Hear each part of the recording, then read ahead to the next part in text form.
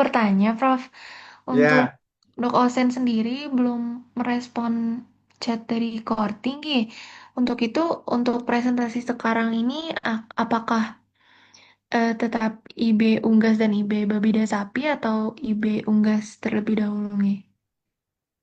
hmm. Ini adik, yang presentasi sekarang itu kan dua materi dari Dok Supernayase sama Bapak, toh. Nah, yang di Dok Supernayase itu kan ada di grup 4 itu kan ada IB sapi, apa itu, babi, kan ada 4 paper itu sana, 4 AB, 4 kelompok, 4A, 4B, 4C, 4D, toh. Nah, kemudian di Pak Bebas, Ibu unggasnya, di unggasnya itu kan ada materi juga di kelompok 5 kan 5A, 5B, 5C, 5D. Nah, karena sekarang waktunya kan terbatas ya, dalam pertemuan 2 jam ini paling bisa mengangkat 2 paper kan.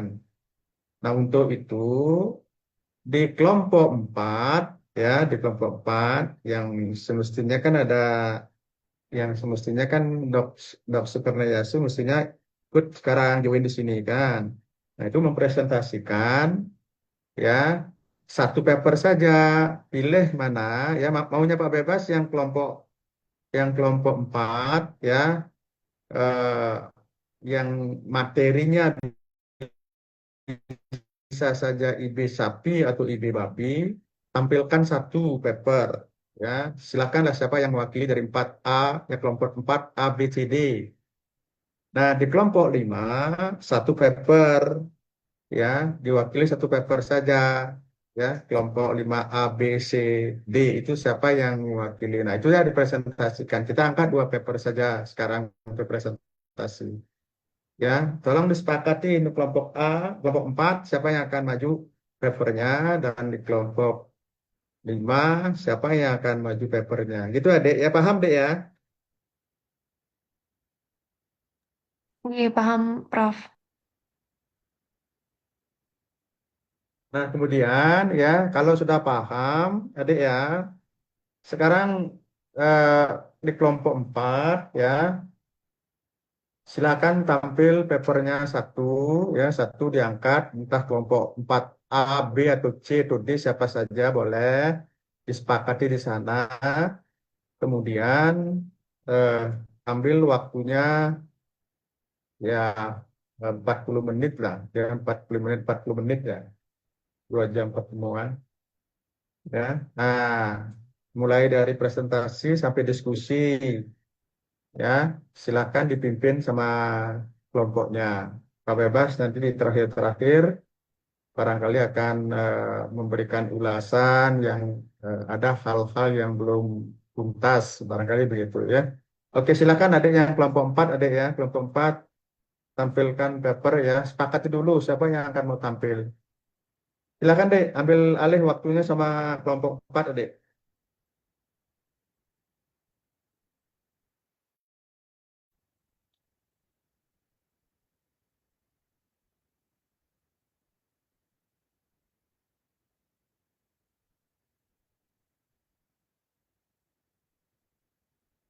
Nah, untuk kelompok 5 silakan berunding dulu deh ya, siapa yang mau tampil papernya ya. Baik, Prof. Sebelumnya izin untuk berdiskusi sebentar. Oke.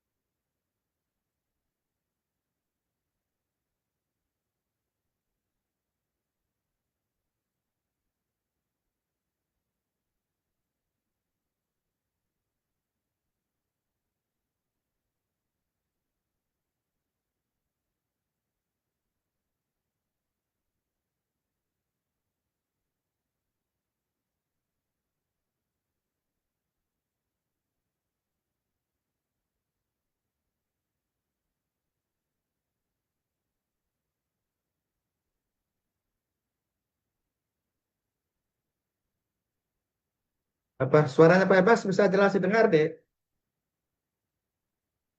Jelas Terdengar. nih, Prof.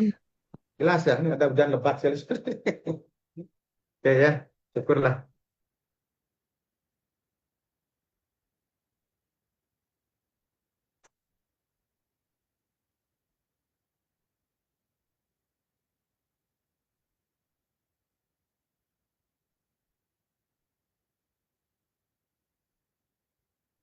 Nah, kemudian sambil jalan adik ya, Pak Ebas mengingatkan adik ya, paper ya, karena nilai paper kasusnya ini, ya paper CBL-nya nilainya sangat tinggi. Mohon nanti ya semua ya, walaupun ini namanya paper kelompok, semua orang ya, semua semua orang yang terikut di kelompok itu unggah nanti masing-masing papernya ya. PowerPoint-nya, kemudian dikombin dengan papernya, kemudian unggah, ya. Boleh kamu unggah di slot slot tugasnya Pak Bebas ya. Di slot tugasnya Pak Bebas itu sudah ada tempat untuk mengunggah tugas, ya. Jangan sampai lupa, deh, ya. Nah, kemudian minggu depan, minggu depan kita UTS, adik, ya. Kita melakukan UTS 2, ya. Nah, eh, waktu yang akan kita pakai adik ya nanti ujiannya lewat Oase dek ya, soalnya akan disetting lewat Oase ya, waktunya kita tetapkan jam jam ini dek ya, kita mulai jam 17 ya, bisa dek ya. Baik, Prof. Nanti kami sesuaikan untuk agar tidak ada matkul di jam segini juga, nih. Ya ya, siapa nih Dabira ya, Dabira disepakati ya, nanti kalau sudah firm gininya udah pasti waktunya di WA Pak Bebas ya. Siap, Prof. Oke ya.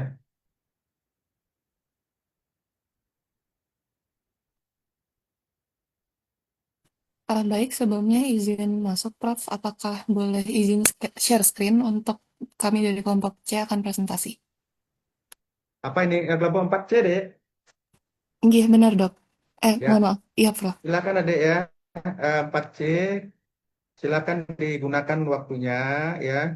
Kemudian setelah presentasi di apa namanya dipimpin diskusinya ya. Oke, silakan adik kelompok 4C ya.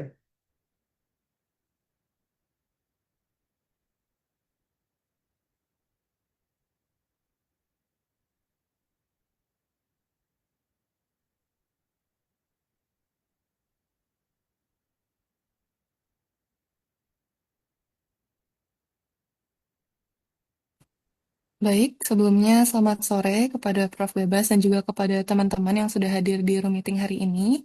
Pada kesempatan kali ini, kami dari kelompok C4 akan mempresentasikan mengenai pengaruh inseminasi buatan terhadap produktivitas babi. Boleh di next slide? Baik, adapun kelompok C4 sendiri beranggotakan 9 orang. Yang pertama ada Alit dengan NIM akhir 143, lalu ada Dinda dengan NIM akhir 144, ada Chandra dengan NIM akhir 145, ada saya sendiri, Gabriela dengan NIM akhir 151, lalu juga ada Angel dengan NIM akhir 157. Boleh dibantu next slide? Baik, selanjutnya ada Fani dengan NIM akhir 162, ada Oka dengan NIM akhir 163, ada Weda dengan NIM akhir 166, dan yang terakhir ada Nasya dengan yang akhir 167. Boleh next slide? Baik, untuk slide ini. Baik, izin masuk. Babi merupakan salah satu ternak monogastrik yang memiliki potensi reproduksi tinggi. Seekor induk babi mampu menghasilkan 8-14 anak per kelahiran dengan interval beranak yang relatif singkat, rata-rata 114 hari. Usaha untuk meningkatkan produksi ternak babi, dalam hal ini meningkatkan jumlah populasi dapat dilakukan dengan meningkatkan efisiensi reproduksi melalui aplikasi inseminasi buatan. Inseminasi buatan atau IB adalah teknik perkawinan buatan menggunakan semen dari pejantan yang telah diseleksi kualitasnya, tanpa memerlukan kehadiran pejantan secara langsung saat proses pembuahan. Ketiga teknologi IB diterapkan pada babi, kedua konsep tersebut saling mendukung. IB mampu memaksimalkan potensi biologis babi dengan memanfaatkan pejantan unggul secara lebih luas, meningkatkan kualitas serta kuantitas anakan, dan mengurangi risiko penyakit reproduksi. Boleh di next slide.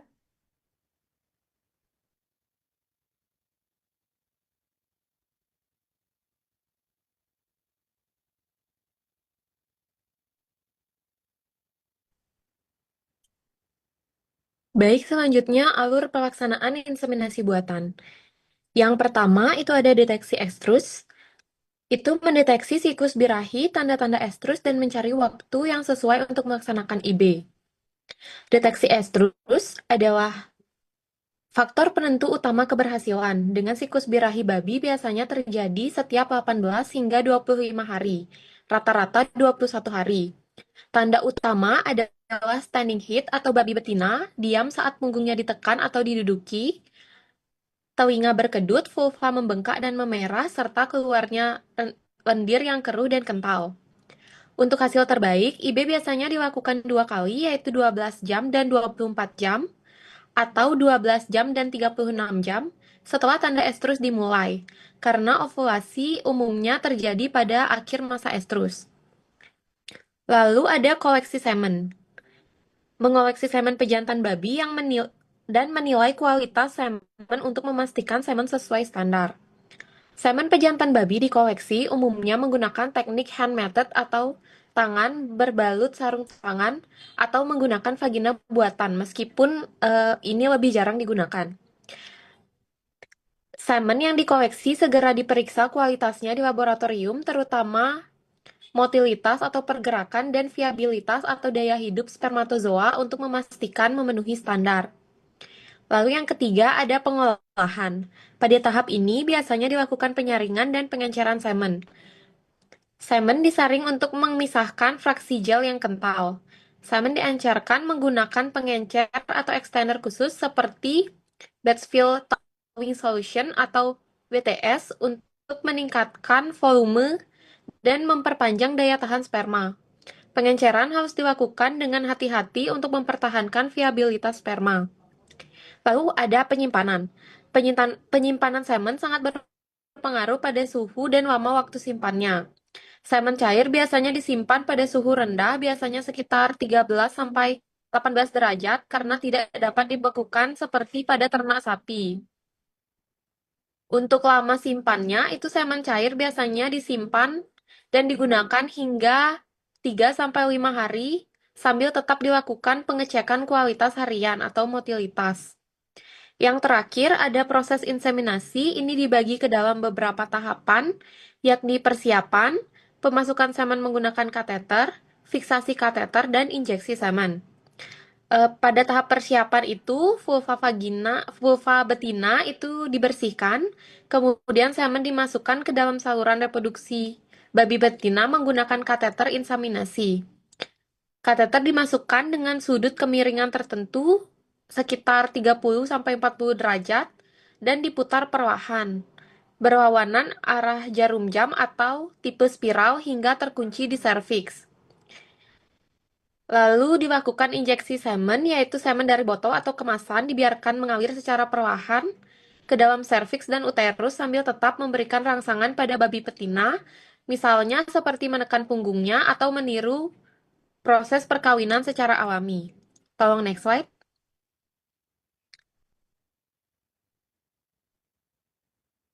Untuk slide selanjutnya akan dijelaskan oleh rekan saya. Baik, selanjutnya ada faktor penentu keberhasilan, di mana yang pertama ada kualitas semen pejantan. Semen harus memiliki mortalitas tinggi, jumlah keberadaan cukup, dan bebas cacat agar mampu membuahi sel telur.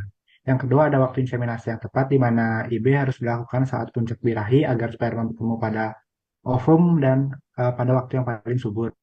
Selanjutnya ada teknik inseminasi yang benar, di mana kateter harus masuk hingga serviks dan semen dimasukkan perlahan agar mencapai uterus tanpa keluar kembali. Selanjutnya ada deteksi estrus yang akurat, di mana birahi harus dikenali dengan benar karena kesalahan membaca estrus menyebabkan inseminasi pada waktu yang tidak subur, berujung pada kegagalan. Selanjutnya ada kesehatan dan nutrisi betina, di mana betina harus sehat, tidak stres, dan mendapatkan nutrisi yang cukup agar embrio dapat menempel dan berkembang. Selanjutnya ada manajemen kandang dan lingkungan, di mana lingkungan nyaman dan tidak panas mengurangi stres yang bisa menghambat kebuntingan. Selanjutnya ada kebersihan alat dan prosedur di mana alat yang higienis mencegah infeksi dan menjaga kualitas sperma selama proses inseminasi. Selanjutnya ada pengalaman operator di mana operator yang terlatih lebih mampu memasang kateter dengan benar dan juga menilai kualitas birahi dan juga semen. Baik, bisa next slide.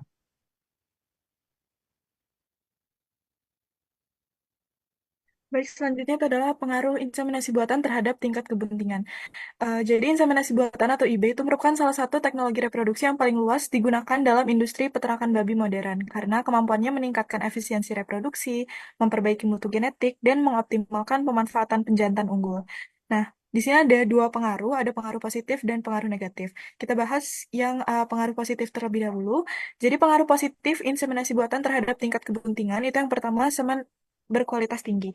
Jadi salah satu keunggulan utama IB itu adalah penggunaan semen dari melalui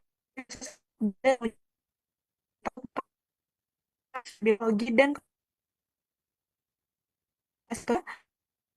itu ada timing yang terkontrol. Jadi pengaruh waktu inseminasi itu sangat besar terhadap keberhasilan kebuntingan. Melalui IB, peternak dapat menyesuaikan pelaksanaan inseminasi berdasarkan fase estrus yang terdeteksi secara akurat. Inseminasi yang dilakukan pada waktu optimal yaitu sekitar 24 hingga 36 jam setelah awal standing head, memungkinkan spermatozoa mencapai lokasi fertilitas tepat pada saat ovulasi. Lalu yang ketiga, mengenai risiko jantung, arah pejantan, dan induk betina, sehingga menggunakan fisik yang jadi, terutama pada induk babi yang lebih kecil dibandingkan pejantan. Minimnya tekanan fisik dan stres selama proses IB turut menjaga stabilitas kondisi fisiologis induk, termasuk fungsi hormonal dan sistem reproduksi. Lalu yang selanjutnya, penggunaan inseminasi dalam atau PCAI. Perkembangan teknik post-cervical artificial insemination menyediakan keuntungan tambahan karena metode ini memungkinkan deposisi semen langsung ke dalam uterus bagian anterior sehingga mengurangi hambatan serviks dan meningkatkan peluang sperma mencapai oviduct. Pengaruh negatifnya. Jadi pengaruh negatif IB terhadap tingkat kebuntingan itu yang pertama, kesalahan waktu inseminasi. Meskipun IB ini menawarkan kontrol waktu yang baik, pelaksanaannya tetap bergantung pada ketepatan deteksi estrus. Inseminasi yang dilakukan terlalu dini sebelum ovulasi atau terlalu terlambat setelah ovulasi itu dapat menurunkan peluang terjadinya fertilisasi. Lalu yang kedua, kualitas semen buruk atau penyimpanannya tidak benar. Jadi sperma babi itu sangat sensitif terhadap perubahan suhu, pH, dan paparan cahaya, sehingga kesalahan dalam penyimpanan semen dapat mengakibatkan penurunan motilitas dan viabilitas. Penyimpanan semen di luar rentang suhu ideal 15 hingga 18 derajat Celcius dapat spermatozoa. Kondisi penyimpanan yang buruk itu merupakan salah satu faktor utama yang menurunkan tingkat kebuntingan pada program IB. Lalu yang ketiga itu ada teknik inseminasi yang kurang tepat. Jadi keberhasilan IB itu juga sangat ditentukan oleh teknik pelaksanaannya, kesalahan pemasangan kateter atau ketidakmampuan mencapai serviks secara tepat atau semen terdeposit di vagina dapat mengurangi peluang fertilisasi. Jadi dalam praktik kesalahan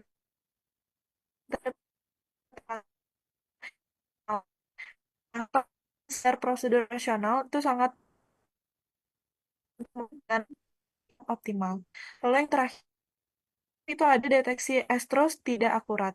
Jadi silent hit atau gejala estrus yang tidak jelas itu merupakan tantangan besar dalam manajemen reproduksi babi. Kesalahan identifikasi fase estrus itu dapat menyebabkan inseminasi dilakukan pada waktu yang tidak tepat. Nah, akurasi deteksi estrus itu berhubungan langsung dengan tingkat kebuntingan dan juga berperan penting dalam keberhasilan reproduksi.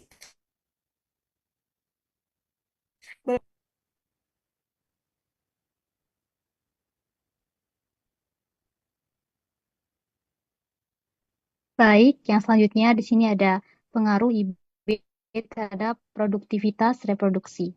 Inseminasi buatan atau IB memiliki dampak yang signifikan dan terukur terhadap indikator produktivitas reproduksi pada babi. Keunggulan IB terletak pada kemampuan manajemen yang lebih baik dan penggunaan genetika unggul secara meluas. Nah, baiklah pengaruh yang pertama yaitu ada dampak interval beranak. Interval beranak adalah waktu antara satu kelahiran hingga kelahiran berikutnya. IB termasuk juga dikombinasikan dengan teknik sinkronisasi estrus atau birahi, memungkinkan peternak menjadwalkan perkawinan dan kelahiran secara lebih teratur.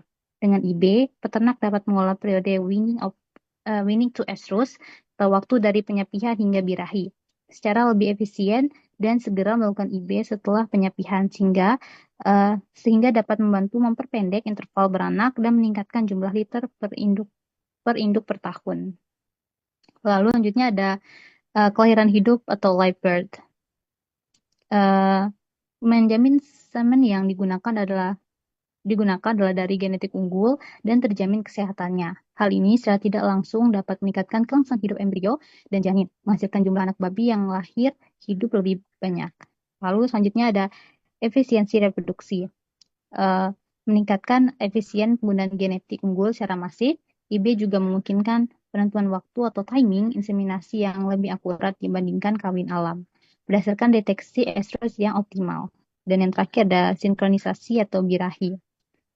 Dapat menguntungkan untuk manajemen peternakan besar karena memungkinkan kelahiran dalam kelompok atau batch farrowing, memudahkan perencanaan tenaga kerja, memanfaatkan kandang bersalin, dan pemasaran yang lebih terorganisir.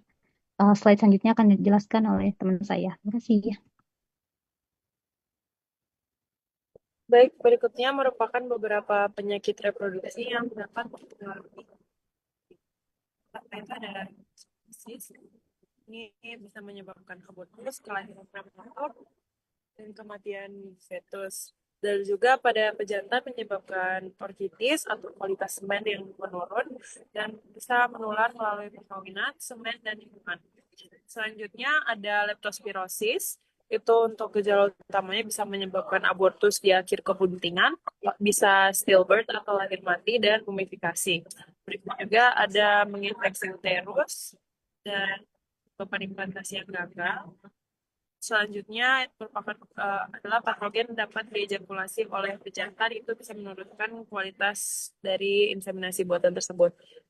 Penyakit yang berikutnya itu ada parvovirus pada babi atau PPV, itu menyebabkan paling umum mumifikasi fetus pada babi betina tampak sehat tapi terjadi kematian embrio dini dan sangat mengganggu hasil IB karena implantasinya itu terganggu. Selanjutnya ada PRRS atau Porcine Reproductive and Respiratory Syndrome yang menyebabkan kematian embrio, abortus, atau weak-born piglets. Dan pada pejantan itu menurunkan kualitas semen 2-3 minggu dan virus dapat ditemukan pada semen. Ini menunjukkan resiko infeksi melalui IB. Yang terakhir itu merupakan smear complex atau stillbirth, mummification, embryonic death, dan infertility.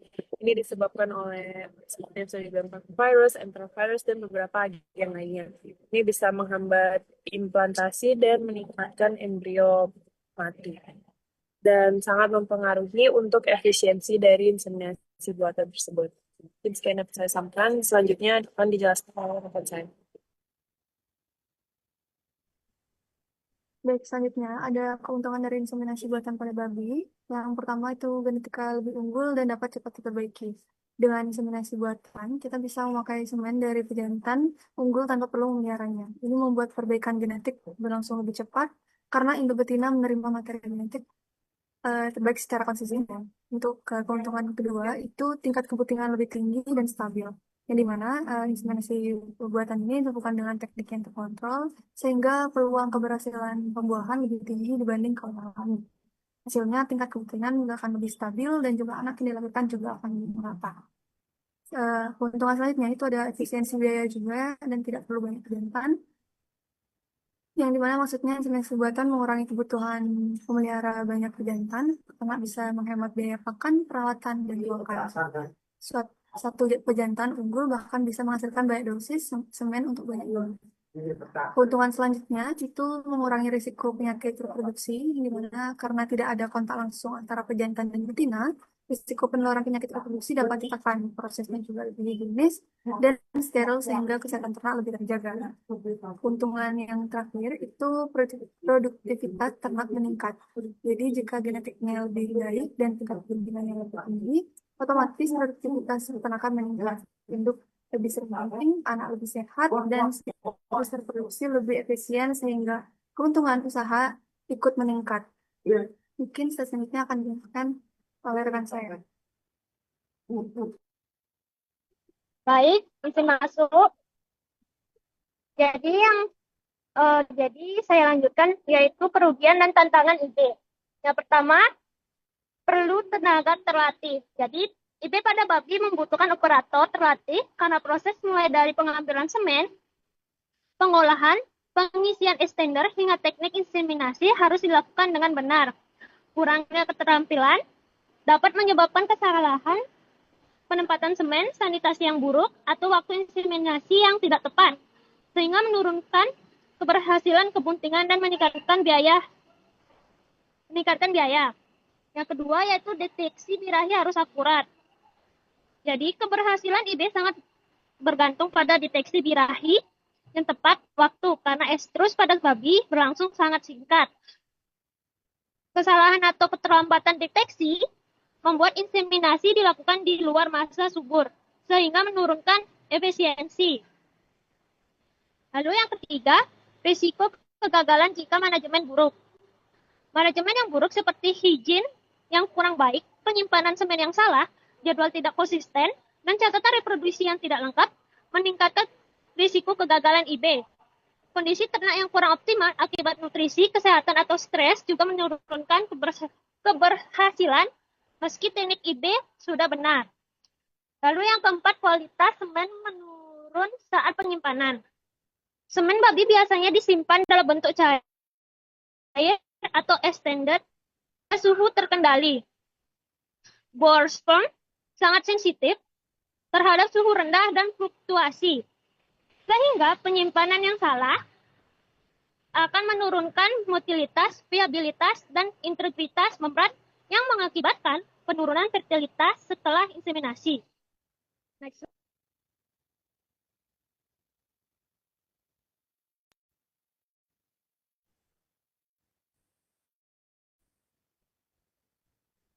Baik, selanjutnya Selanjutnya akan saya akan membacakan untuk kesimpulan dari presentasi kami.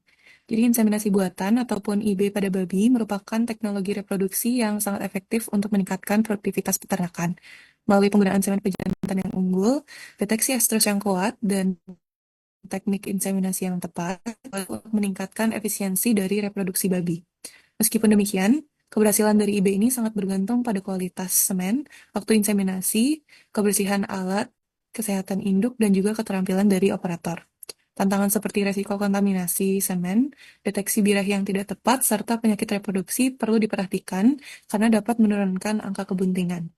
Secara keseluruhan, IB sendiri memberikan manfaat yang besar dalam perbaikan genetik, pengendalian penyakit, dan juga peningkatan produktivitas dengan didukung oleh manajemen reproduksi yang baik dan juga prosedur yang benar. Boleh di next slide. Baik, jadi itulah presentasi dari kelompok kami, kelompok C4. Sebelum kami masuk ke sesi diskusi, izin bertanya nih Prof, apakah dari Prof Bebas ada masukan ataupun tambahan? Temennya dulu deh, ya didiskusikan sama temennya dulu kan. Ini kan ada 4 klaster. Oke, baik Prof. Baik, selanjutnya kami akan membuka untuk sesi diskusinya. Untuk itu, kepada teman-teman yang ingin bertanya, kami persilahkan.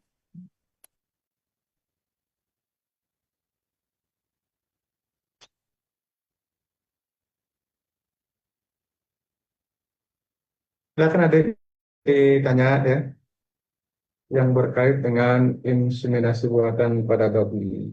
Nah, ini sekarang sedang banyak ini pasien-pasien babi yang di IB ini ya, terutama babi-babi masyarakat ada ya, yang suka cari uang dengan ide babi ini potensi sekali di lapangan.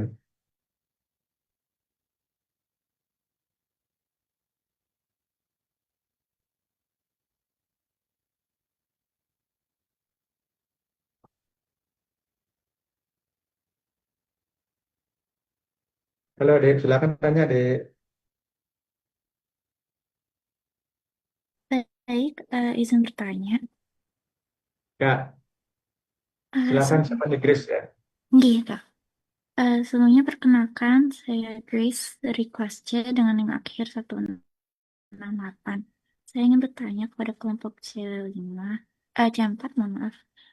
Kira-kira faktor apa saja yang harus dipenuhi agar semen pejantan itu layak digunakan dalam IB? Sekian dari saya, terima kasih. Baik, terima kasih banyak Grace untuk pertanyaannya. Mungkin kami izin untuk tampung terlebih dahulu nih, Prof. Kepada teman-teman yang lainnya, apakah ada yang masih memiliki pertanyaan? Kami persilahkan. Sambil nunggu dijawab aja, Gabriel. Oh baik, Prof. Berarti langsung kami jawab nih. Baik, kepada Weda, saya persilakan untuk menjawab pertanyaannya Grace.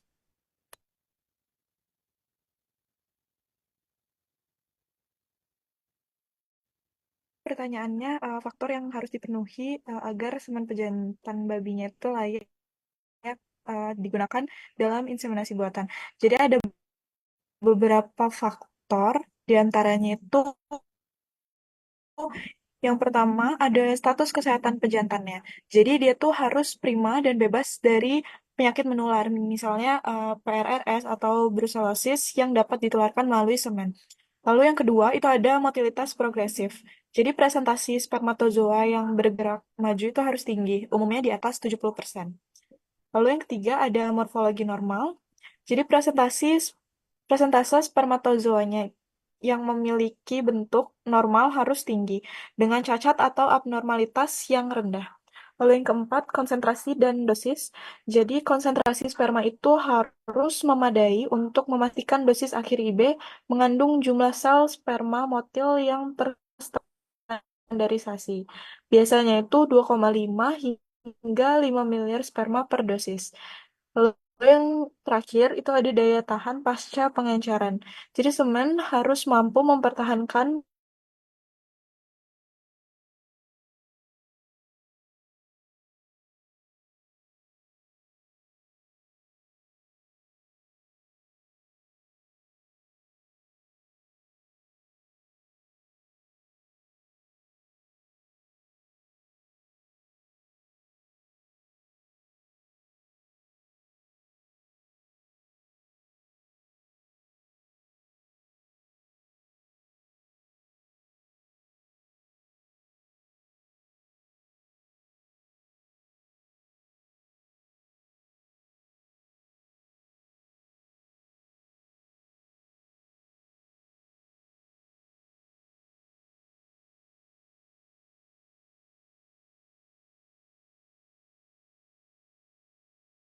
Nah, saya izin bertanya, kalau penggunaan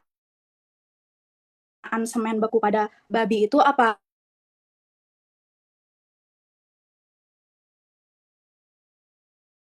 bisa Terima kasih dianggap banyak efisien? untuk pertanyaannya. Mungkin kami izin untuk diskusikan terlebih dahulu, nggih, sambil menunggu apakah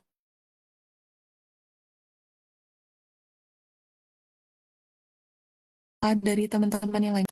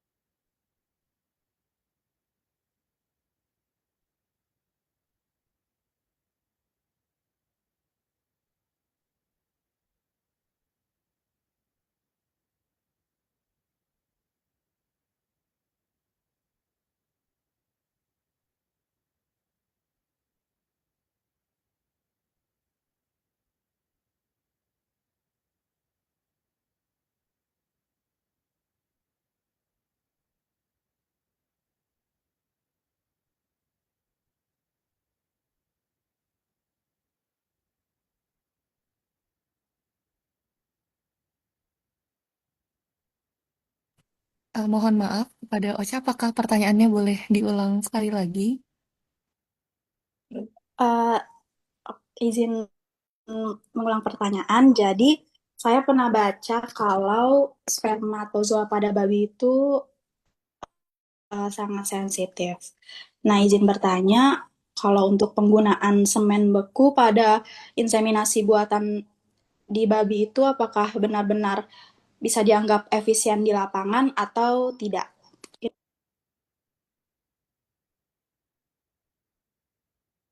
Baik, terima kasih Ocha untuk pertanyaannya.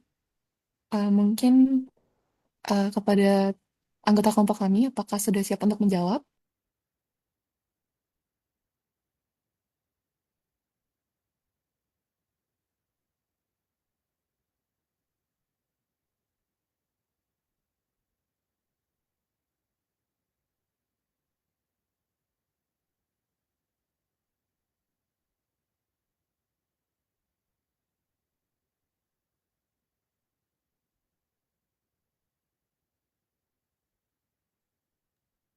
Baik, terima kasih Ocha pertanyaannya. Mungkin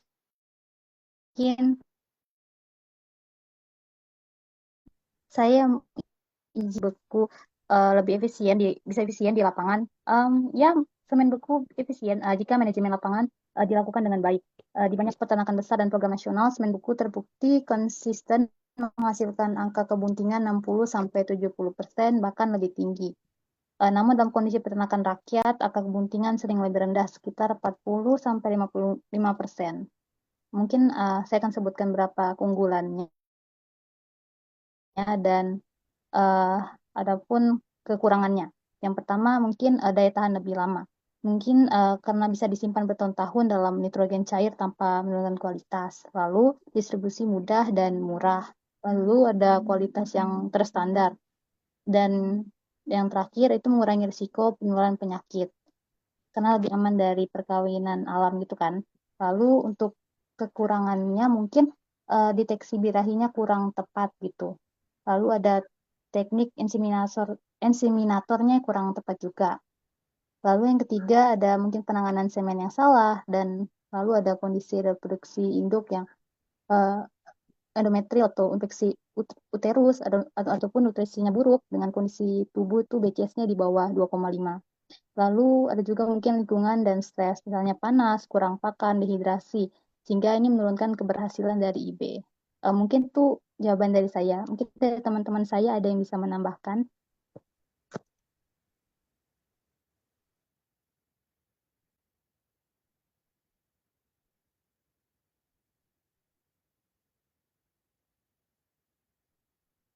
Baik, sepertinya dari kami sudah cukup. Dari Ocha, apakah jawabannya bisa diterima? Izin bertanya lagi, jadi sifat sensitif pembekuan semen tersebut ya?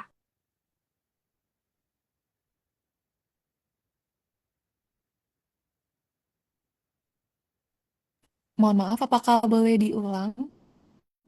Tadi agak putus-putus di...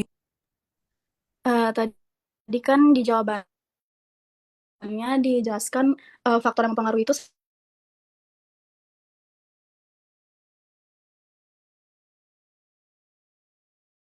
salah satunya teknik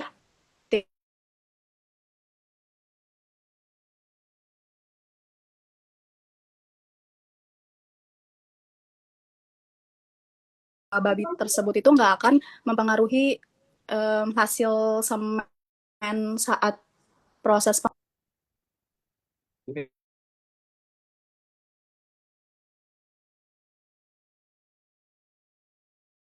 ini Gabriel ya, teman-teman di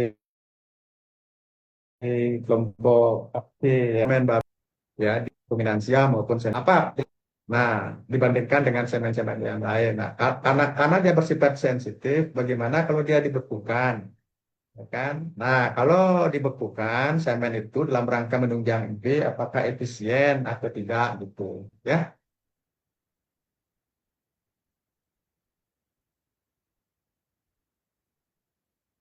Iya, baik, Prof. Sebentar aku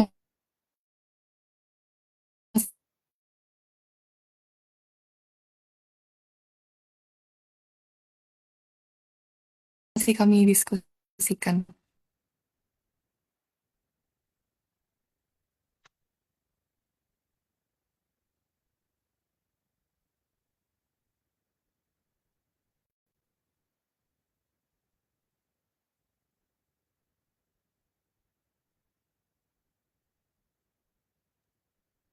Tes, mungkin saya izin menambahkan menurut pendapat saya. Jadi penggunaan semen beku pada babi itu menurut saya kurang efisien karena sperma babi itu sangat sensitif terhadap proses pembekuan dan pencairan. Sehingga mungkin bisa mengganggu mortalitas, visibilitas, dan kemampuannya untuk membuahi. Membuahinya itu menurun drastis setelah pendinginan itu. Jadinya akibatnya tingkat kebuntingannya jauh lebih rendah dibandingkan penggunaan semen cair. Jadinya tidak efisien jika digunakan di lapangan. Apakah bisa dipahami dan diterima? Sudah, terima kasih. Baik, terima kasih. Selanjutnya, apakah mungkin masih ada teman-teman yang masih ingin bertanya? Kami persilahkan. Izin bertanya. Silakan, Romi. Silakan Romi. Baik, sebelumnya perkenalkan nama saya Kadai Romi Andika dari kelas A dengan NIM akhir 178.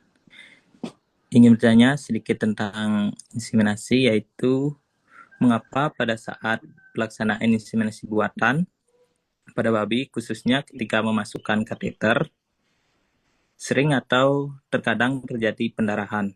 Nah, sejauh mana kondisi ini dapat dianggap normal dan bagaimana pendarahan tersebut dapat mempengaruhi kondisi reproduksi induk serta keberhasilan pada proses IB serta peluang kebuntingan pada inseminasi buatan. Apakah bisa ditangkap? Bisa, Romi. Terima kasih banyak untuk pertanyaannya. Mungkin langsung saja bisa ditanggapi oleh anggota nama Nasya. Izin menjawab, jadi yang saya simpulkan ini terdapat 3 pertanyaan.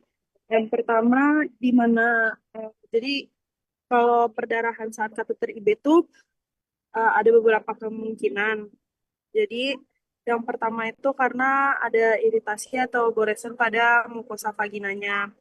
Kayak kateternya itu masuk dengan sudut yang tidak tepat atau digerakkan terlalu kuat, atau mungkin ukuran atau tipe kateter yang kurang sesuai dengan hewan yang ingin dimasukkan. Selanjutnya, jaringan vagina pada babi itu kayak akan kumpul darah kecil, jadi bisa saja mudah pecah pada saat gesekan atau dimasukkan. Lalu saluran reproduksinya tuh bisa saja sedang hiperemis.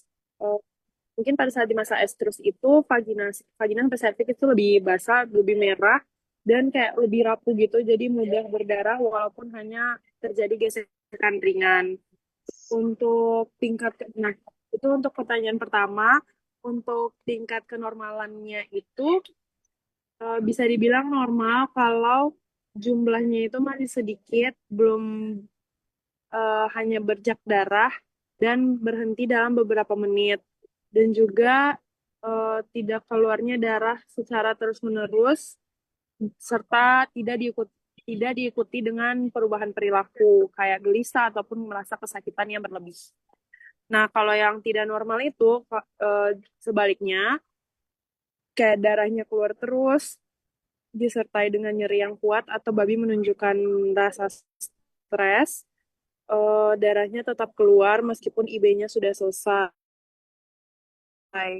dan juga warnanya bisa berubah menjadi coklat gelap atau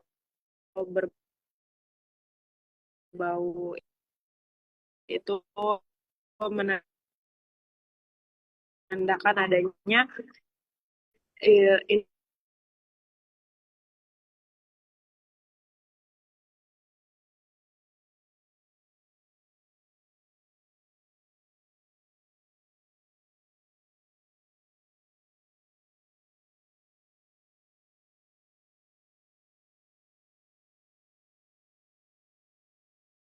sperma atau cervix bisa mengalami spasma akibat iritasi, dan adanya respon imun.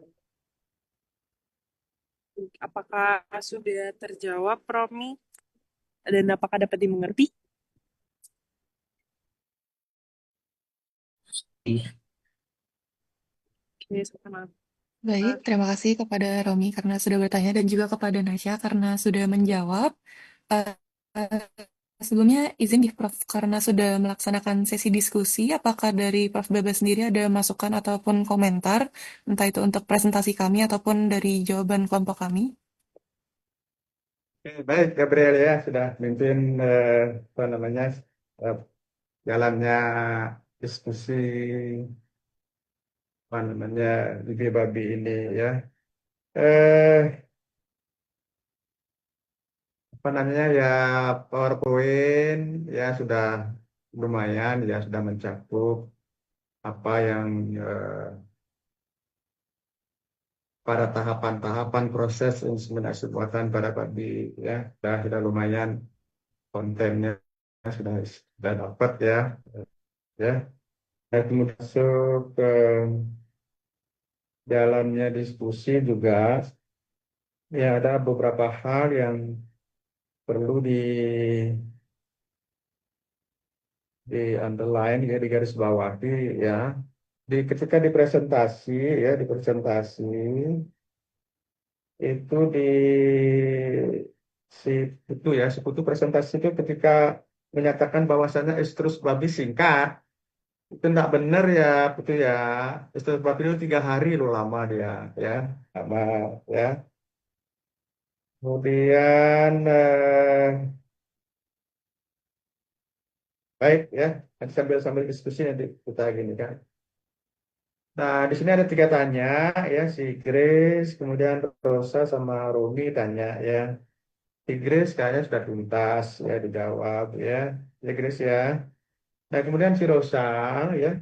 Rosa ini memang sperma babi itu termasuk sperma yang peka, yang peka ya bila mana perlu kita bilang sangat peka terhadap proses ya, terhadap proses pengolahan dan memang spermanya sendiri juga sangat peka terhadap proses apa namanya shock dan serangan radikal bebas. Kenapa dia sensitif? Ya, kenapa dia sangat peka? Itu disebabkan karena membran penyusun sel dari sperma babi itu banyak mengandung bahan-bahan lemak, apa namanya komponennya itu uh, FUFA namanya ya, apa namanya fatty acid, asam lemak bebas tak jenuh ya, banyak sekali mengandung asam lemak bebas jenuh, asam lemak bebas tak jenuh, yang komponennya itu sangat mudah mengalami proses peroksidasi. Oleh karena demikian, ya, maka semen babi itu dalam proses penyimpanan agak beda ya. Semen pada chill semennya ya, semen cair sperma babi itu kan nyimpannya aneh dia. Dia butuh waktu ya itu udah 13 ya 15 sampai 20 derajat lah. Kamu bilang 13 18 derajat Celcius ya. Itu ringnya biasanya kalau kita simpan tuh di 15 sampai 20 derajat Celcius, senang dia di sana. Nah, itu udah disesuaikan dengan kemampuan membran selnya dalam menghadapi proses pendinginan. Hanya semen babi itu tersendiri dia nyimpannya. Nah, sedangkan semen-semen yang digolongkan ruminansia maupun unggas, ya penyusun membran plasmanya itu, ya asam lemak bebas tak jenuhnya itu termasuk ya kuat dalam proses mengalami proses kehidupan dingin jauh lebih kuat ya membrannya dibandingkan dengan semen babi sensitif. Nah, bagaimana dengan proses pembekuannya? Ya, semen babi bisa dibekukan, ya bisa dibekukan. Ya, prinsip pembekuannya sama juga hampir mirip dengan semen-semen ruminansia maupun semen unggas. Ya, Pak Ebas dapat ya punya penelitian yang terkait dengan proses pembekuan semen babi adik ya. Bisa semen babi dibekukan, hasilnya juga tidak masalah ya. Ya, semennya nanti setelah dilakukan proses towing dari frozen semen kemudian kita towing ya, ya sama saja hasilnya juga kan ya, standar SMP-nya juga bisa ya kalau sudah sperm motility post-towing-nya itu di atas lebih sama di atas 40% layak dipakai. Hanya saja, Adik, hanya saja dalam proses membekukan semen sapi ini tidak bisa dibekukan dalam satu dosis, Adik. Ya, dosis semen sapi itu ya volume yang kita masukkan ke semen sapi itu kisarannya ada 80 sampai 100 cc, Adik. Nah, kalau itu kita frozen langsung, yang 100 cc itu kita frozen langsung, itu kayak es lilin. Mati spermanya deh kan, perlu banyak air dia gitu. Nah, sehingga semen babi, frozen semennya itu, semen bekunya itu, dalam bentuk ampul lah deh. Ya tahu ampul ya. Ya, ampul kan. Kalau orang dokter tuh mengeluarkan obat, ya kayak botol kecil dipentil-pentil gitu kan. Nah, itu ampul namanya. Ampul dalam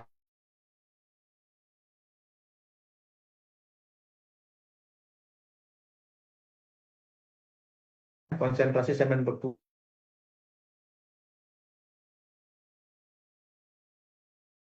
punya itu biasanya dalam bentuk 2 cc ya. Nah, baru di frozen ya, sehingga luaran frozen semen babi itu dalam bentuk ampul lah deh.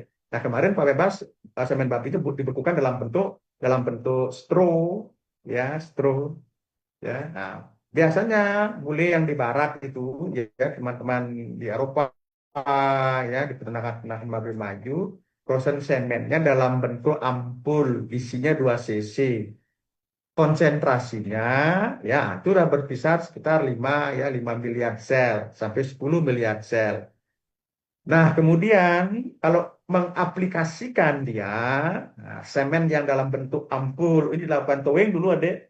Nah, setelah towing, setelah semennya yang 2 cc ini dalam bentuk ampulnya cair, baru kemudian dilakukan pengenceran, diencerkan ke dalam menjadi 80 atau menjadi 100 cc, Adik.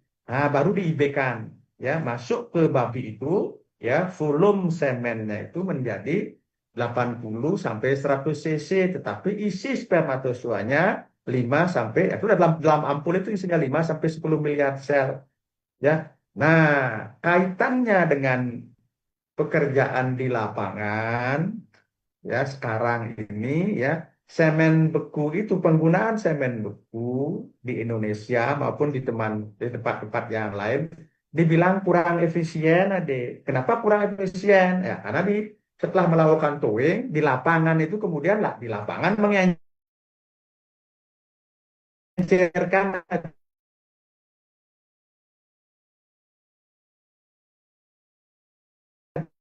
ya, proses pengenceran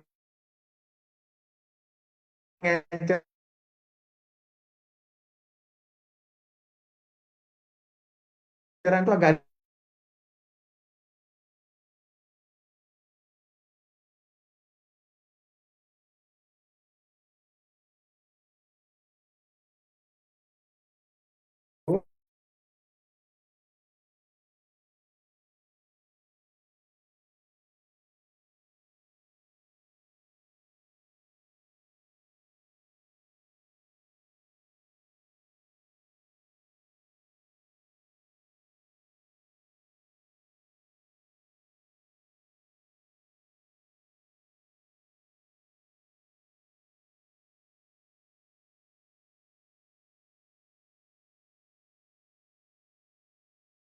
kalau Modena tuh sampai 1 minggu dia tahan dia selama proses pengenceran. Ya, itu ya. Makanya kalau pertanyaannya sekarang, ya, apakah semen beku itu ya kaitannya dengan proses pembekuan tahan dia, bagaimana keefisiennya di lapangan? Nah, itu udah kurang efisiennya disebabkan karena harus mengencerkan lagi dia, gitu. Ya, ya Rosa ya, itu Terima jawabnya kasih, ya. Prof. Nah, kemudian kaitannya dengan pendarahan, adik ya, si Romi ya, Romi ya. Nah, sebenarnya kalau melakukan inseminasi buatan pada babi, ya secara lebih artis ya, Romi ya, itu sebenarnya ya, makanya sebelum memasukkan GAN, ya sebelum memasukkan kateter, kalau di babi kateter namanya, kateter IB ya.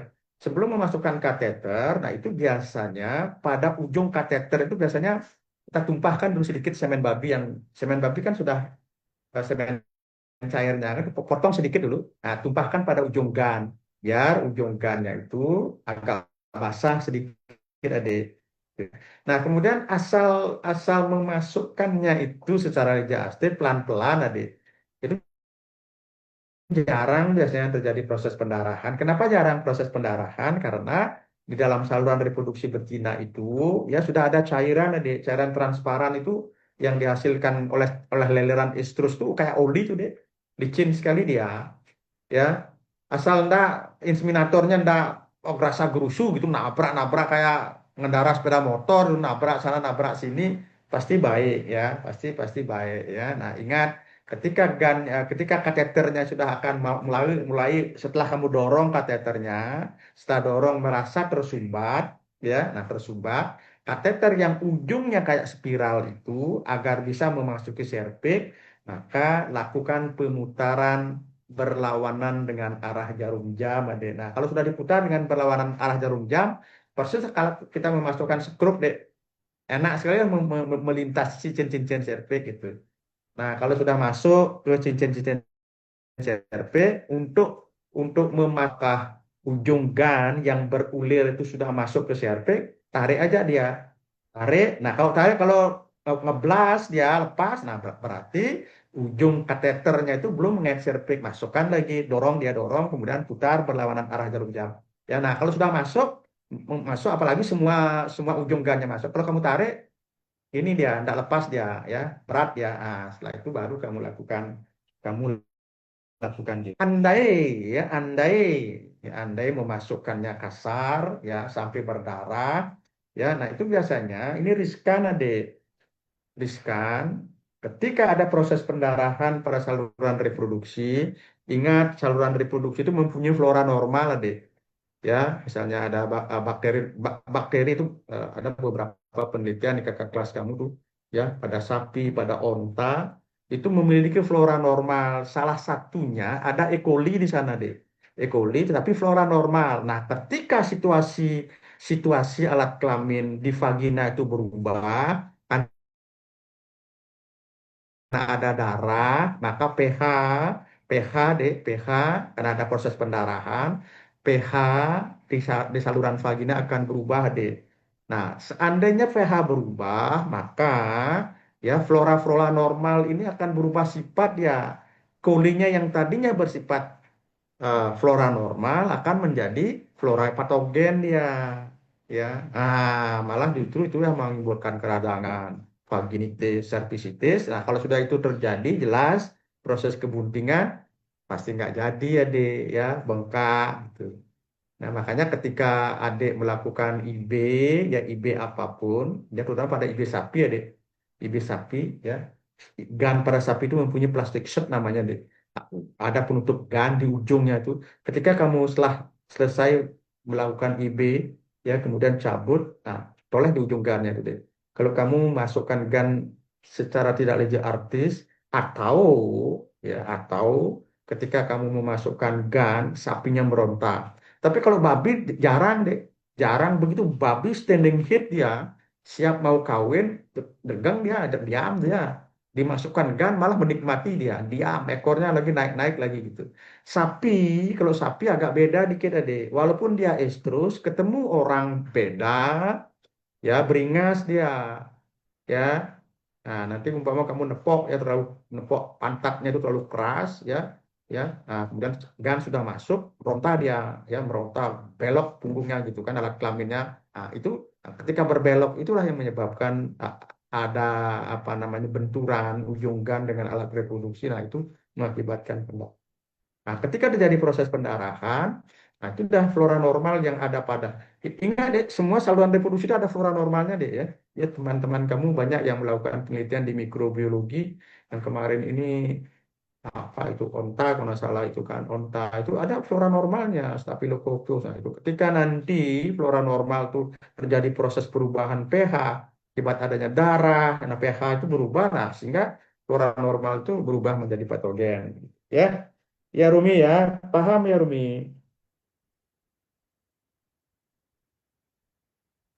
Ya, Ah, nah dok. kemudian ya ya ya si Nasya, ya Couke dan Angelita ya sudah jawabannya sudah benar, ya perlu ya ditambah-tambahkan seperti apa yang Pak Ebas tadi bilang. Ya.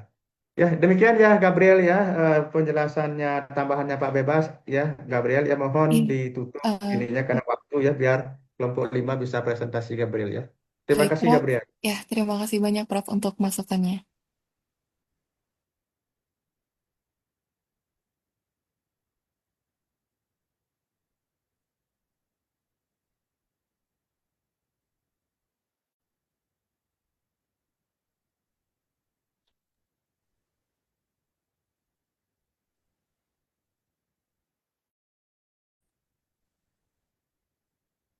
Baik dok, izin dari kelompok A5, izin share screen. Silakan lanjut Rahma. Ya, baik dok.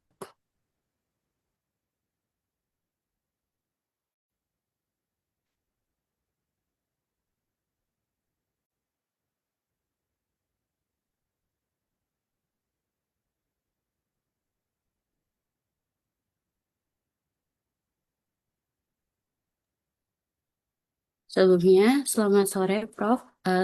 Sebagai dosen Oke. pengampu eh, eh, reproduksi fisiologi pada sore kali ini, dan selamat sore teman-teman semua. Kami di kelompok A5 ingin mempresentasikan pengaruh umur induk terhadap keberhasilan inseminasi buatan pada unggas. Bisa di next.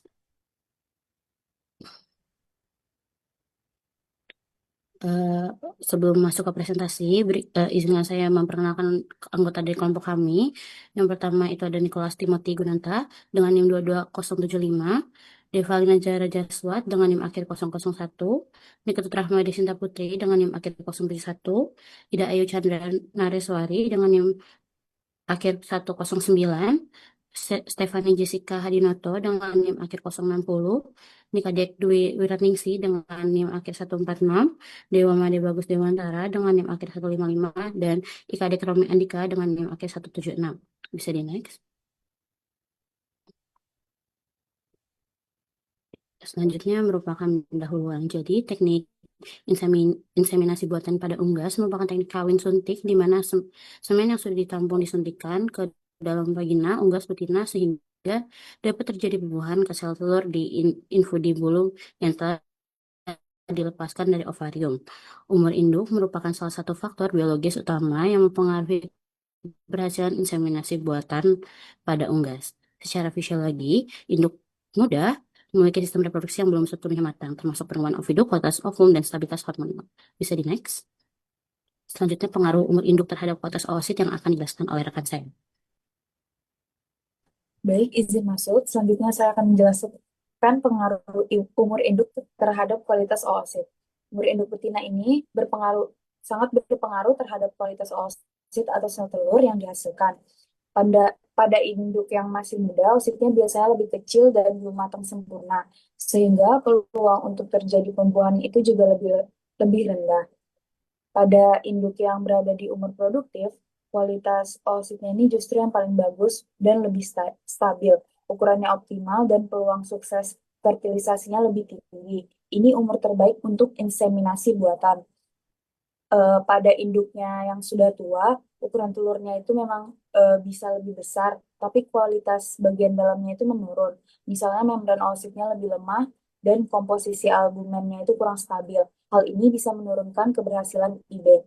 Jadi secara keseluruhan, penurunan kualitas oosit pada induk yang terlalu muda atau terlalu tua itu bisa menurunkan keberhasilan inseminasi buatan. Karena itu pemilihan umur induk yang tepat sangat penting agar hasil IB itu lebih optimal. Boleh di next slide. Selanjutnya akan dijelaskan oleh rekan saya. Baik, di sini selanjutnya saya akan menjelaskan tentang umur betina dan kesuburan telur, yang dimana untuk memperoleh bibit yang berkualitas itu salah satu faktor yang penting yang perlu diperhatikan itu adalah umur dari induk unggas itu sendiri, yang dimana hal ini itu berkaitan dengan kematangan sel telur atau ovum dan juga spermatozoa yang akan mempengaruhi tingkat pada daya tetas serta angka kematian selama proses penetasan. Nah, umur induk itu merupakan faktor yang berperan dalam menentukan tingkat kesuburan dari telur itu sendiri. Untuk unggas, biasanya unggas yang masih muda itu belum mencapai kematangan seksual sehingga sel telurnya itu belum sepenuhnya siap untuk dibuahi. Karena itu diperlukan waktu bagi unggas tersebut untuk mematangkan dan menyempurnakan sistem reproduksinya. Untuk ayam betina itu umumnya mulai menghasilkan sel telur saat berusia 18-20 minggu atau sekitar 4-5 bulan. Kesiapan untuk dikawinkannya itu biasanya dicapai ketika umur ayam sudah melewati 7 bulan dengan rentang idealnya itu sekitar 7-8 bulan. Meskipun pada kondisi tertentu dapat mencapai hingga 12 bulan, itu tergantung lagi kepada keseimbangan dari hormon, kecukupan nutrisi, dan juga status kesehatannya. Tingkat fertilitas dan daya tetasnya itu terbaik pada kisaran usia di 14-17 bulan. Sehingga secara umum itu pada produktif itik petelur dalam sistem pemeliharaan insentifnya itu berada pada rentang 6 sampai 1,5 tahun. Selain umur itu, keberhasilan fertilitas juga dipengaruhi oleh faktor-faktor lain seperti perbandingan jumlah jantan dan betina dan juga pengelolaan pakannya itu sendiri. Bisa di next slide. Baik, terima kasih atas tempatnya. Kita masuk sekarang ke umur dan respon IB. Umur unggas merupakan faktor kunci secara intrinsik untuk mempengaruhi keberhasilan inseminasi buatan, karena berkaitan langsung dengan kualitas sel reproduksi dan kondisi fisiologis saluran reproduksi. Nah, untuk umur dan respon dan pengaruh umur betina. Pertama itu pengaruh umur jantan atau donor semen, yaitu belum mencapai kematangan sekali memproduksi sperma, tapi kualitas sperma belum maksimal dan volume semen masih sedikit. Dilanjutkan dengan umur optimal, yaitu puncak reproduksi atau produksi. Ini adalah fase terbaik dalam jantan yang digunakan sebagai donor semen. Di umur ini hormon produksi sangat stabil dan volume dan konsentrasi semen sangat maksimal.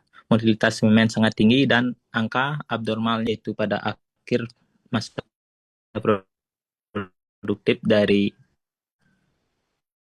umur pejantan, yaitu pada fase ini kualitas semen mulai menurun, yaitu motilitas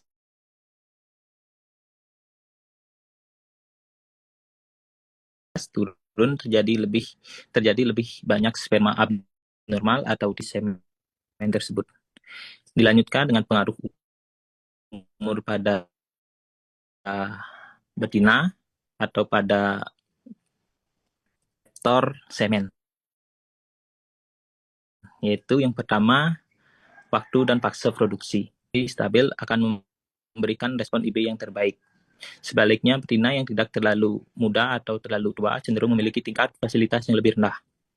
Dilanjutkan ke efisiensi sperm stroke tubules atau SSTS, yaitu kantong penyimpanan sperma pada saluran reproduksi betina, yaitu pada umur yang sudah produktif. SSTS bekerja sangat efisien sehingga sperma bisa disimpan lebih lama dan tetap fertil atau bisa terjaga di dalam betina. Pada betina yang terlalu muda atau tua, efisiensi SSTS menurun hingga masa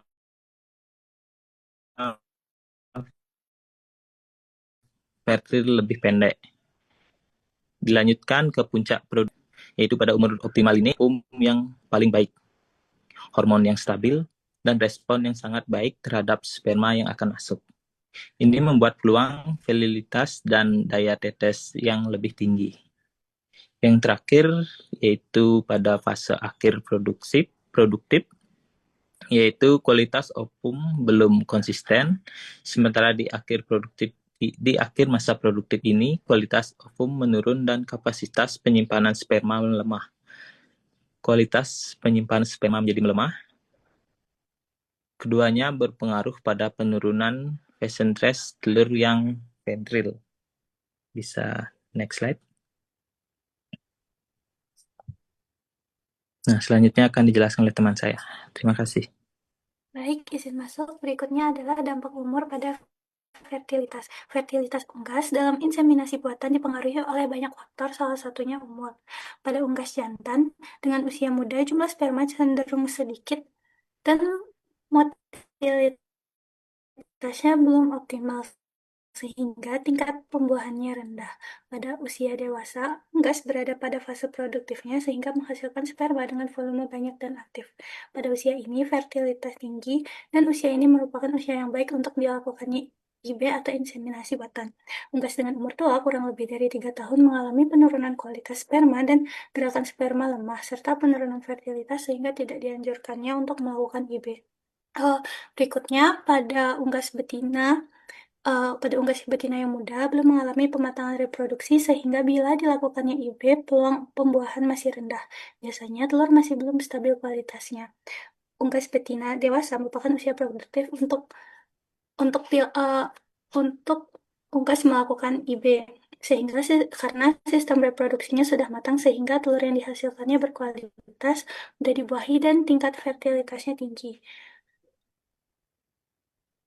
Dan yang terakhir itu pada unggas betina tua itu sudah mengalami penurunan produksi dan persentase telur fertilnya menurun sehingga tidak dianjurkannya untuk dilakukannya IB. Berikutnya saya serahkan ke teman saya. Terima kasih.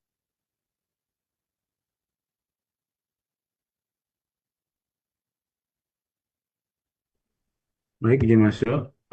Izin melanjutkan dampak umur pada hatchability atau daya tetas, terutama pada induk muda, yaitu oosit belum matang, SST belum optimal, belum ada albumen kurang stabil, membran vitalin lemah, fertilitas dan hatchability rendah. Dan yang terakhir dari risiko early embryo mortality meningkat. Selanjutnya pada usia optimal, kualitas oosit terbaik dan ukuran telur stabil, albumen kuat, lingkungan embrio ideal, fertilitas tinggi, dan hatchability yang paling tinggi. Selanjutnya ada embrio berkembang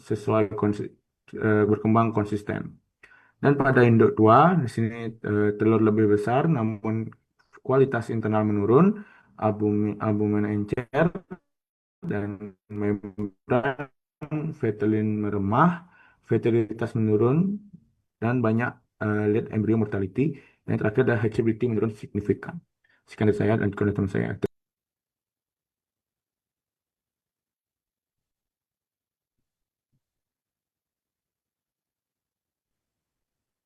Selanjutnya untuk manajemen umur induk untuk optimalisasi IB itu manajemen umur dalam IB bukan sekedar tentang kapan mengawinkan tetapi menyesuaikan fisiologis ayam yang berubah seiring waktu. Jadi pertama ada di fase pertama di umur 24 hingga 30 di mana fokusnya terhadap pematangan atau adaptasi dan training di mana jantan dilakukan latihan milking secara rutin sebelum produksi puncak untuk membiasakan refleks ejakulasi. Lalu untuk yang betinanya, pastikan eversi vagina dilakukan dengan lembut. Hindari trauma pada saluran reproduksi yang masih kencang atau sempit, karena trauma ini menjadi permanen dan menurunkan fertilitas di masa depan. Lalu untuk di yang umur 31 hingga 45 tahun, di mana ini adalah fase puncaknya atau golden period, fokusnya adalah mempertahankan kualitas dan mengefisiensikannya secara maksimal, di mana jantan ini memiliki kualitas semen terbaik. Evaluasi kualitas semen rutin dilakukan setiap 2 minggu sekali. Seleksi pejantan yang menghasilkan semen encer atau kuning. Lalu untuk yang betina, penerimaan spermanya sudah sangat optimal. Lalu untuk yang di fase yang sudah tua, akhir atau lebih dari 45 minggu, ini manajemennya harus diubah dibandingkan waktu yang fase puncak, di mana SST yang betina ini sudah kurang efisien. Lalu jadinya kita harus memberikan dosis spermanya di lebih banyak kan dibandingin yang sebelumnya.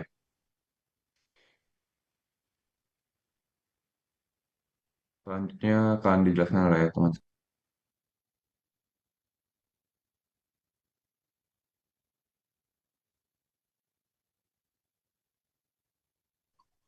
Baik, akan saya lanjutkan. Untuk selanjutnya adalah hubungan umur induk dengan tingkat abnormalitas embrio. Jadi, em, untuk induk muda itu kurang cocok karena reproduksinya belum matang dan akan lebih banyak mengalami abnormal pada embrio. Untuk usia optimal lebih disarankan karena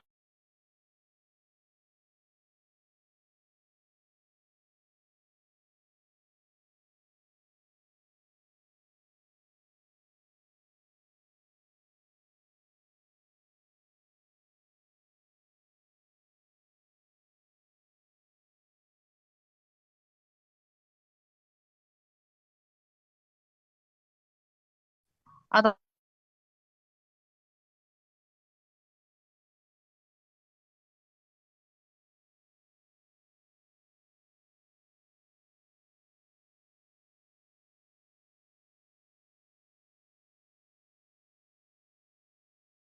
oleh teman saya. Terima kasih. Baik, selanjutnya merupakan kesimpulan. Jadi, umur induk unggas memiliki peran yang sangat menentukan dalam keberhasilan inseminasi buatan. Induk muda umumnya menunjukkan tingkat fertilitas dan heritability yang rendah karena sistem reproduksi kualitas oosit serta fungsi sperm storage tools atau SST-nya belum matang secara optimal. Pada produktif, kualitas oosit berada pada kondisi terbaik, stabilitas albumen meningkat, dan kemampuan penyimpanan sperma maksimal, sehingga menghasilkan tingkat pembuahan dan daya tetas tertinggi.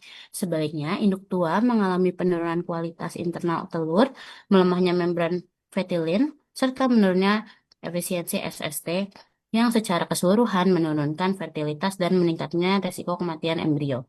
Dengan demikian, pemilihan induk berdasarkan umur optimal merupakan faktor kunci untuk memaksimalkan keberhasilan inseminasi buatan pada unggas. Bisa di next. Sekian presentasi dari kelompok A5. Bagi teman-teman yang ingin bertanya, kami persilahkan.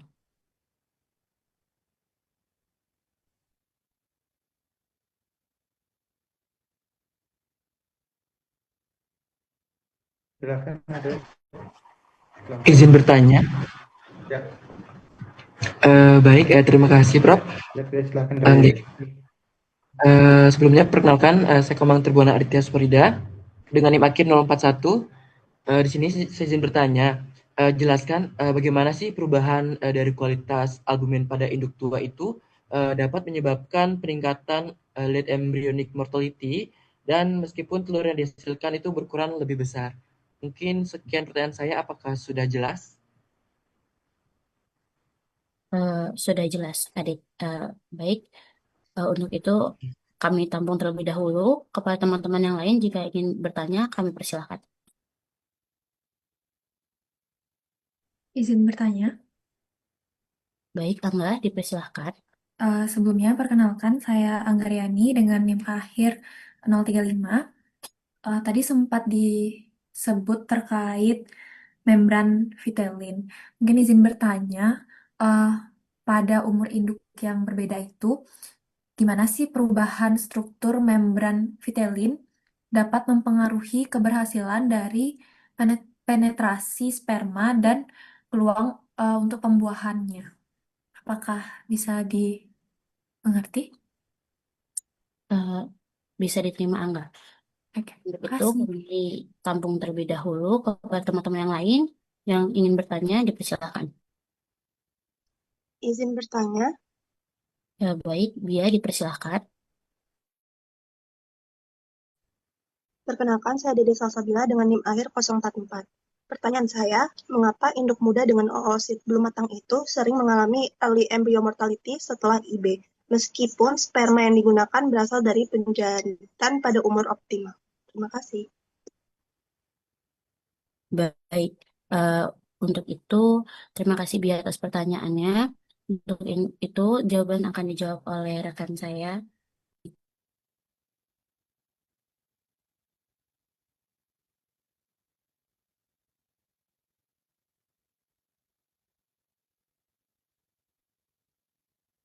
Baik, izin masuk.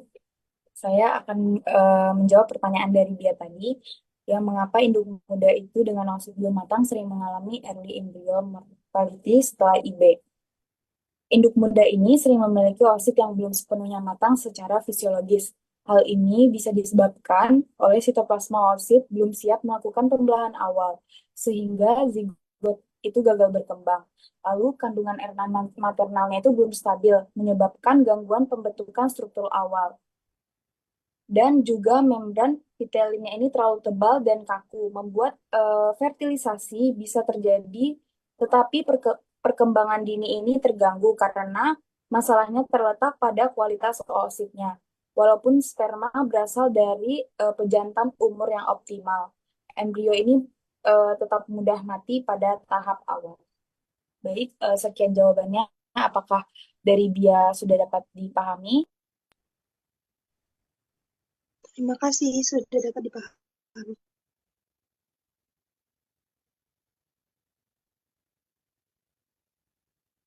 Baik, izin masuk. Berikutnya saya izin untuk menjawab pertanyaan dari Adit.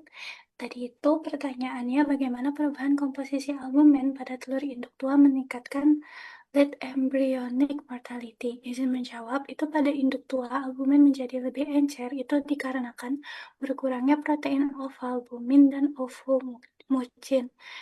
Lalu pH-nya lebih tinggi dan viskositas ipnya itu turun drastis, sehingga albumen yang encer tidak mampu menjaga posisi embrio secara stabil selama masa inkubasi, sehingga embrio sering menempel pada membran kerabang atau tidak mampu memanfaatkan nutrisi dengan baik. Pada tahap akhir, yaitu hari ke-14 hingga ke-18, di mana embrio gagal berkembang sempurna sehingga terjadi late embryonic mortality. Dari Adit, apakah bisa menjawab?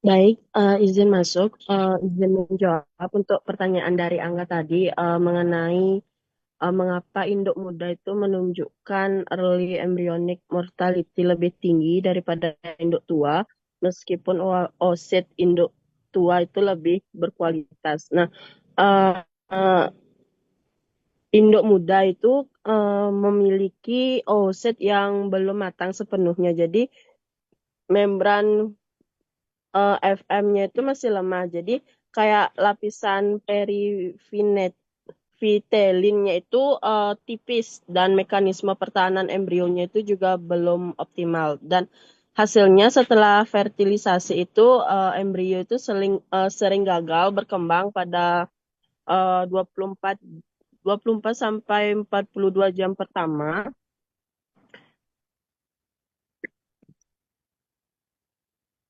Mohon maaf.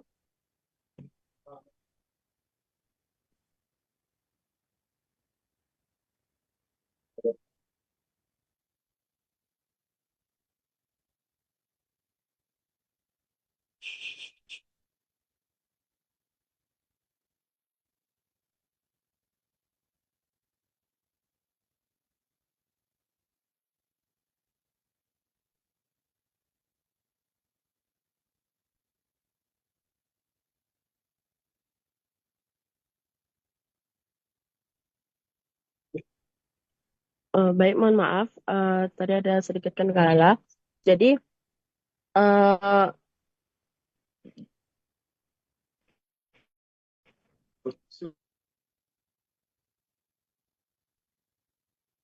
Jadi FM itu kan adalah tempat terjadinya penetrasi sperma untuk membuat buah oosit. Induk muda itu FM-nya itu lebih tebal dan kaku. Jadi penetrasi spermanya itu lebih tua. Jadi kalau mau induk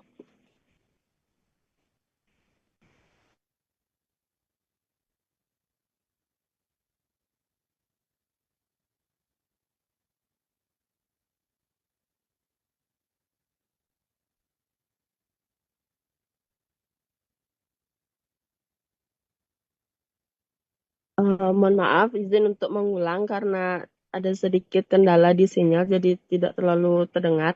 Jadi, mengapa induk muda itu menunjukkan early embryonic mortality lebih tinggi daripada induk tua, meskipun oosit induk tua itu lebih rendah kualitasnya. Jadi, induk muda itu memiliki oosit yang belum matang sepenuhnya. Jadi, membran vetelinnya itu masih lemah dan lapisan veritelinnya itu juga masih tipis dan mekanisme pertahanan embrionya itu juga belum optimal. Jadi hasilnya itu setelah fertilitas embrionya itu sering gagal berkembang pada 24 sampai 72 jam pertama dan untuk induk tua itu memang kualitas oositnya menurun tetapi pada fase awal itu struktur sel telurnya itu biasa lebih stabil dibanding dengan induk muda.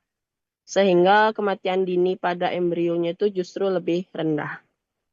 Seperti itu, Angga.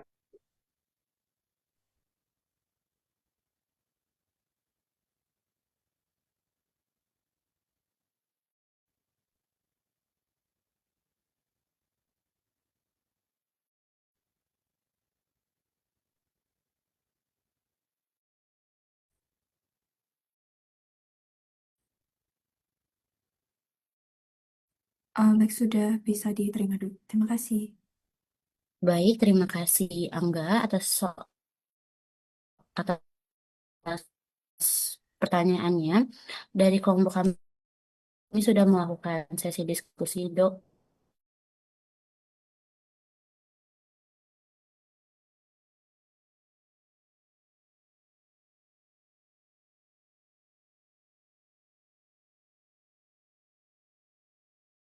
Baru yang ke betina aja kan. Nah, kemudian ada yang nanya yang jantannya.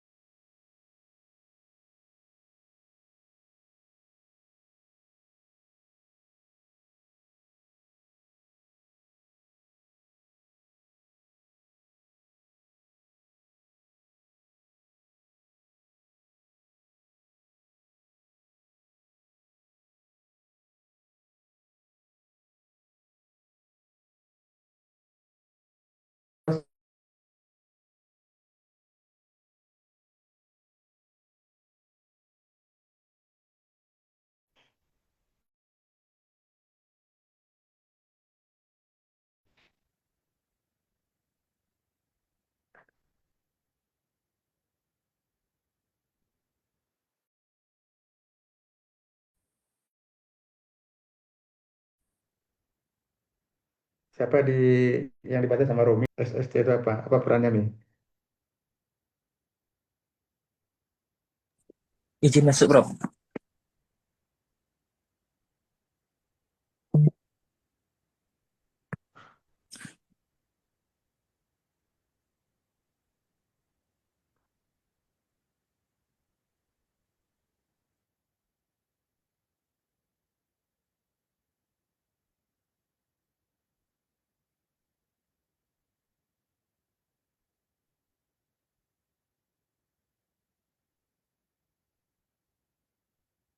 Oke, baik ya, gini aja Izin ya. masuk, Bro.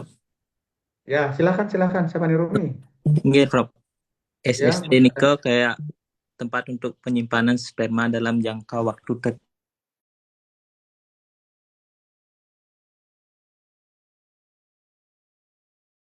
tertentu nikel, Dok. Oh, Prof. ya SST ya. Nggih. Apa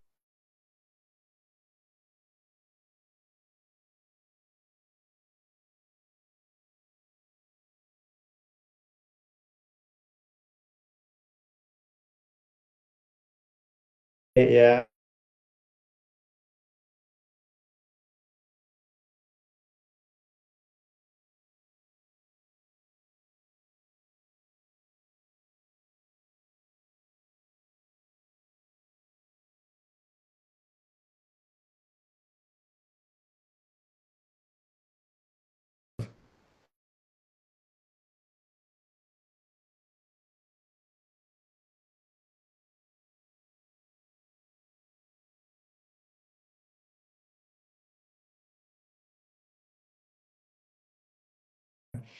Nah, secara keseluruhan ya, nah baiklah ya. Anggaplah ini sperma kan. Sperma itu kan ada sperma muda, sperma dewasa, sperma tua, berkaitan juga dengan umur yang memproduksi gitu loh.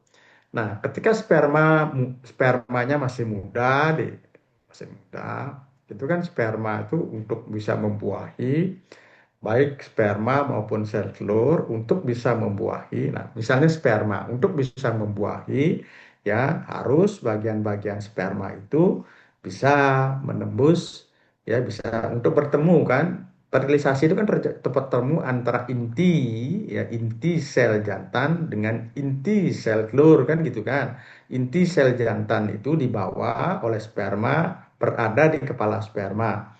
Inti sel telur ada pada ovumnya. Nah, di dalam oosit itu ada sel telur bagian dalamnya. Itu oosit itu kan kebanyakan kuning telur tuh. Di dalamnya tuh ada ovum namanya sel telurnya. Nah, di dalam sel telur tuh ada inti sel telur. Nah, fertilisasi terjadi apabila terjadi pertemuan antara inti sel kelamin jantan dengan inti sel kelamin betina, inti sel telur. Itu prinsipnya, Dik. Nah, ketika kita ngomongin yang jantan dulu, yang jantan ini untuk bisa masuk menemui menemui inti sel telur ya itu kan ini agak beda ini ayam ini ya ini mempunyai kuning telur yang dilapisi lapis luar itu yang disebut dengan membran vitelin namanya ya. Telur-telur yang lain juga membran vitelin hanya telur mamalia itu tidak mempunyai kuning telur dia ya. Nah, kuning telur ini pada unggas karena dia sifat pertumbuhan embrionya itu ada di luar tubuh, maka kuning telur ini adalah sebagai cadangan makanan ketika embrio ini sudah berkembang gitu. Nah, untuk bisa masuk ke dalam oosit ini membran luarnya itu yang disebut dengan ada membran membran vitilin ya membran vitilin ya sering juga ada membran zona pellucida di sana ya zona pellucida. Nah, kemudian agar spermatozoa itu mampu menembus membran vitilin atau membran zona pellucida, maka sperma itu pada bagian kepalanya namanya akrusum, bagian kepala dari membran kepala sperma pada namanya akrusum itu ya ada enzim-enzim pelisis zona pellucida, ada enzim-enzim pelisis membran vitilin. Enzim itu ada 3 enzim. Enzim ZCE namanya zona pellucida enzim, ya, enzim hyaluronidase dan enzim akrosin. Ada akrosin, ada zona pellucida enzim, ada enzim hyaluronidase. Nah, kalau enzim-enzim ini sudah terbentuk secara sempurna, maka baru bisa menembus zona pellucida atau membran epitelien sel telur. Ketika hewan itu masih muda, nah komponen-komponen ini belum matur deh. Walaupun sperma sudah bergerak dia. Ya, kalau kamu udah dewasa kelamin, ya biasanya matang lu 17, ya 16 kamu sudah di awal-awal itu spermanya kalau spermanya belum matur, nah ini enzimnya. Nah, begitu juga dengan zona dengan sel telur adik. Telur-telur yang masih muda itu, ya telur-telur masih muda, karena embrio ayam itu kan berkembang di luar di luar tubuhnya. Ya, nah ketika berkembang di luar tubuhnya untuk mensupport kehidupan proses pembelahan tadi, ya setelah nanti spermanya ketemu sama inti sel telurnya, nah, sebelum dierami dia membentuk namanya blastodis namanya. Nah, blastodis ini dari mana, Dek? ya setelah telur itu ayamnya umpama dikawinkan gitu ya. Nah, ayam dikawinkan, setelah dikawinkan ya, terjadi proses fertilisasi. Nah, setelah fertilisasi itu ini enggak membelah dia gininya ya, sperma yang telah ketemu inti sel telur enggak membelah dia, diam dia gitu. Nah, setelah dierami mendapatkan panas 24 jam konstan, baru berkembang dia.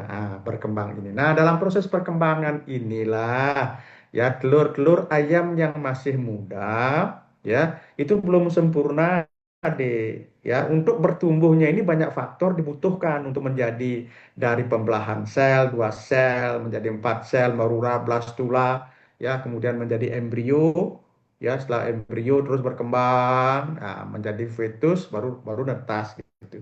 Itu butuh apa yang disebut dengan growth factor untuk pertumbuhan. Nah, itu yang belum matang, ya, ketersediaannya itu belum matang pada ayam-ayam yang masih muda, betina muda,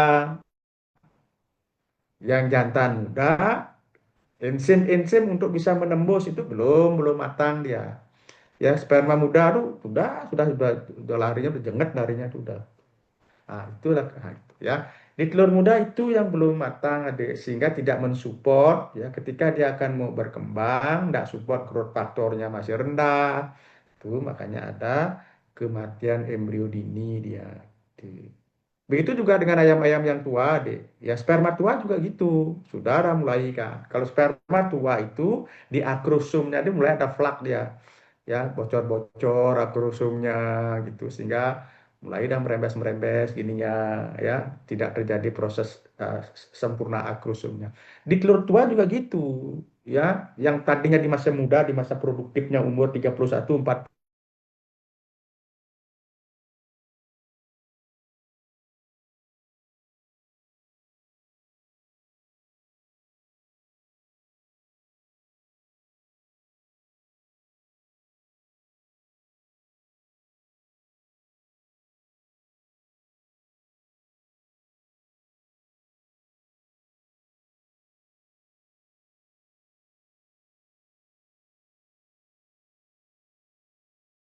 tua, nah, sudah semua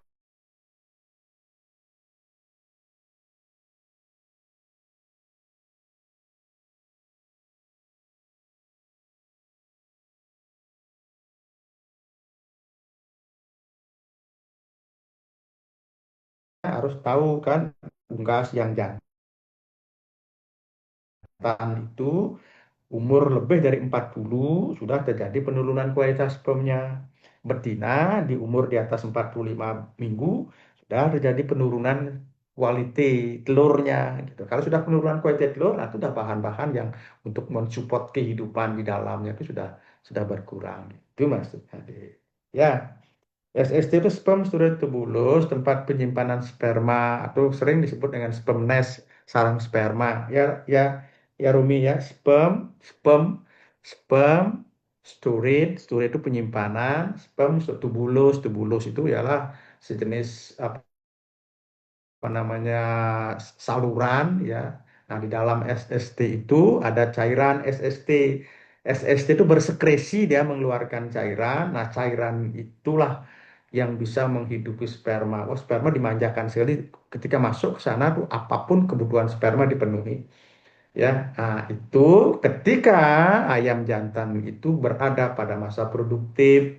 Ketika ayam sudah mulai tua, ya, sperm nest, nah ini ya, apa namanya, pada betina tua ini kan, ini kan di betina tempatnya nih menyimpan sperma nih. Ketika betina tua, SST-nya juga mengalami kemunduran fungsi. Sperma yang masuk ke sana, ya, karena sperm storage tubulusnya menghasilkan sekresi yang kurang maksimal, sehingga sperma yang masuk itu ya tidak begitu disupport kehidupannya gitu loh ya. Nah, banyak sperma yang mati, makanya kamu kan dibilang dosisnya di, kalau sperma betina yang tua kasih double dosis. Nah, itu udah karena sudah ya kemampuan menghidupi sperma tidak bisa seperti yang masih muda ya, menyediakan komponen-komponen untuk mensupport kehidupan sperma ya. SST-nya sudah mengalami ya sekresi hasil SST-nya tidak se tidak seperti yang masih muda dia ya, nilai gizi yang ada di dalam tubulus itu kan cairannya itu sudah berkurang. Ya, Dek ya. Ya, oke Dek ya. Sudah cukup ya, kelompok 5 ya, kelompok 5A ini ya, A5 ya. Presentasinya sudah lumayan ya. Nanti eh, yang A5 ini juga PowerPoint-nya ya, combine dengan papernya kemudian unggah di apa namanya di tempat pengunggah tugas. Adik, diunggah saja tugasnya. Apa Eba sudah setting Adik ya, sudah setting tanggal pengunggahannya. Tanggal pengumuman sudah disetting dari tanggal 12 Desember sampai 19 Desember, tetapi sudah di-save, hasil save-nya tidak mau biar berubah. Akhirnya tetap Oktober itu gitu, nggak mau gimana sistemnya ini kan. Tetapi ketika adik mengunggah di sana akan masuk ya, tugasnya akan masuk ya. Baik adik ya, itu saja adik ya, kelompok 5 ya. Terima kasih atas presentasinya adik ya. Ini juga karena sudah eh, jam kalau sudah nggak ada yang bertanya ya. Kemudian Pak Bebas ingatkan sekali lagi ya,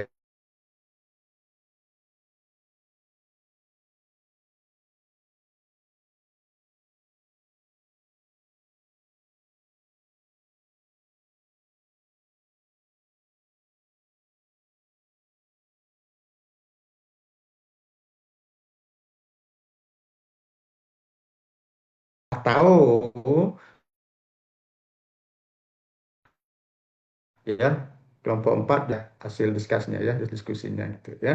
Dan kemudian minggu depan ya Pak Bebas umumkan di jam yang sama ya, jam 17 kita akan melakukan UTS 2 deh ya, lewat UASE ya. Nanti baca petunjuk UASE-nya ya, berapa